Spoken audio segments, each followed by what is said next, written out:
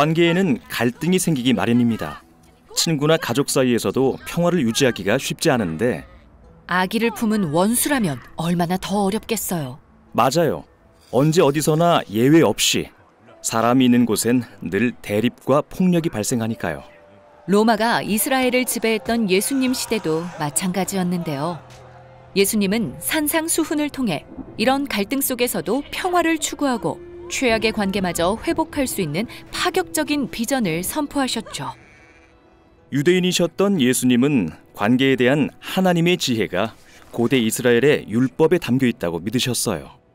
그래서 먼저 특정 계명을 인용하신 다음 그 안에 숨겨진 지혜를 가르치시죠. 이렇게요.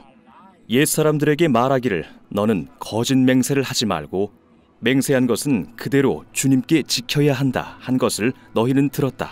이스라엘에서 맹세란 하나님을 걸고서 반드시 지키겠다고 약속하는 걸 가리켰어요. 예를 들면 돈을 빌리면서 하나님을 걸고 갚겠다고 맹세하는 거죠. 맞아요. 이스라엘 율법에서 하나님이 맹세를 지키라고 명하셨기에 상대는 그 맹세를 신뢰할 수 있었고요. 맹세가 분쟁을 막는 좋은 도구였군요. 그렇게 생각할 수 있지만 맹세도 악용될 소지가 있어요. 예를 들어 하나님의 성전을 걸고 돈을 갚겠다고 맹세한다면요. 율법이 맹세를 지키라고 했으니까 반드시 갚겠죠?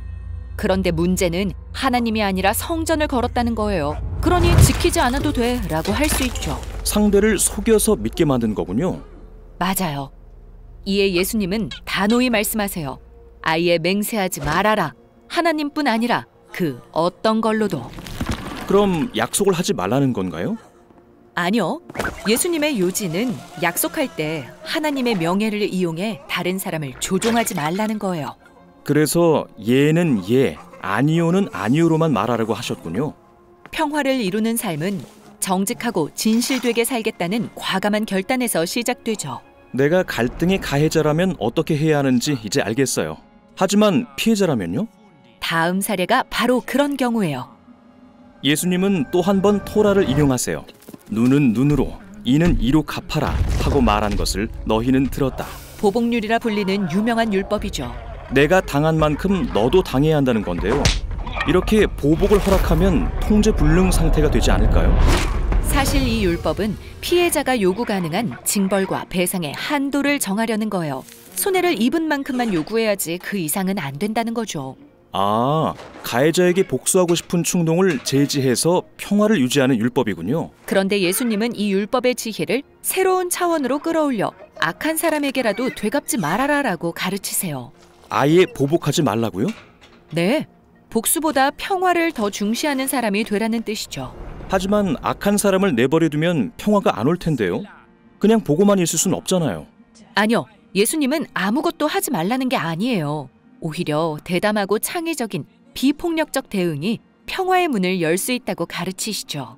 그게 어떤 모습일까요? 예수님은 당시의 시대적 상황 속에서 세 가지 예를 드세요. 첫째는 누가 내 오른쪽 뺨을 치거든 왼쪽 뺨마저 돌려대어라. 고대 로마에서 오른 손등으로 오른뺨을 때리는 행동은 상대보다 우세함을 나타냈어요. 굴욕적이네요. 하지만 예수님은 되받아치지 말고 버티고 서서 왼쪽 뺨도 내밀라고 하세요. 이러면 상대는 오른 손바닥으로 때릴 수밖에 없어 대등한 입장에서 때리는 게 되죠. 결국 나를 같은 인간으로 대우하게 만드는 거군요. 맞아요. 희생을 치르더라도 말이죠. 다음은 너를 고소하여 내 속옷을 뺏으려는 사람에게는 겉옷까지도 내주어라. 고대 이스라엘에서 가난한 사람의 겉옷을 빼앗는 건 율법에 어긋났어요. 겉옷은 밤을 나기 위한 이불 역할도 했거든요.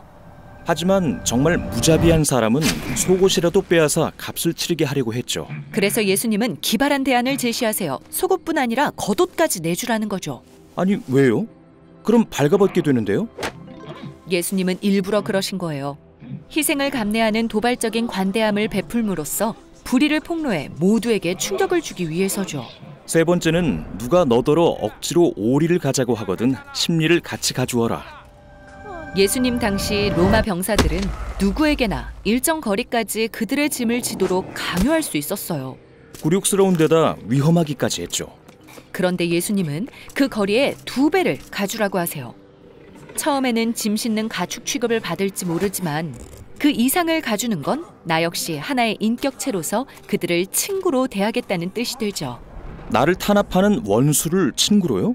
네, 말도 안 되죠. 하지만 예수님은 급진적인 관대함을 베풀 때 세상의 힘겨루기는 끝나고 원수마저 친구가 된다고 가르치세요. 이는 예수님이 인용하신 마지막 율법과 연결되죠. 내 이웃을 사랑하고 내 원수를 미워하여라 하고 말한 것을 너희는 들었다. 여기서 내 이웃을 사랑하라는 말은 구약 성경의 율법이지만 원수는 미워해도 된다는 말은 많은 유대인이 율법에 덧붙여 쓰던 거예요. 그러나 예수님은 너희 원수를 사랑하고 너희를 박해하는 사람을 위해 기도하여라 라고 가르치세요. 그건 너무하네요. 원수와 화평하기도 어려운데 사랑하라니요. 맞아요. 하지만 예수님은 참된 평화란 모든 사람을 가치 있는 존재로 대할 때에야 실현된다고 보셨어요. 원수마저도 하나님의 형상이란 의미죠. 하지만 나를 미워하는 사람을 어떻게 사랑하죠? 날 사랑하는 사람을 사랑하는 것도 힘든데 말이에요. 친구나 가족을 향한 사랑은 좋은 거예요. 하지만 그건 출발점일 뿐. 예수님은 그 사랑을 익숙한 울타리 너머까지 나누라고 도전하세요. 하나님의 공평하고 관대한 사랑을 본받아서 말이죠. 하나님은 악한 사람과 선한 사람에게 똑같이 해를 떠오르게 하시고 의로운 사람과 불의한 사람에게 똑같이 비를 내려주신다. 이는 다른 이들을 환영하고 깨어진 관계를 회복하는 평화의 사람이 되라는 부르심이에요. 정말 급진적인 삶의 방식이네요. 예수님은 이를 온전해지는 거라고 부르세요. 하늘에 계신 너희 아버지께서 온전하신 것 같이 너희도 온전하여라 라는 말씀은 친구든 원수든 하나님의 관대하심을 따라 대하라는 뜻이죠. 이 새로운 의미의 사랑만이 참된 평화에 이르는 길이니까요.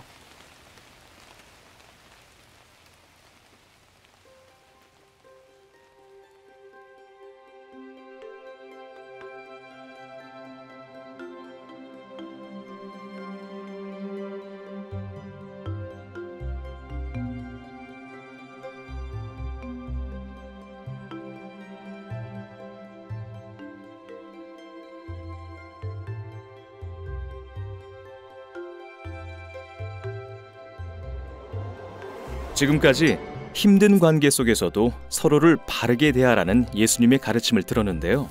다음 영상에서는 하나님을 영화롭게 하려는 노력조차 허사로 만들 수 있는 종교적 위선에 대해 살펴보겠습니다.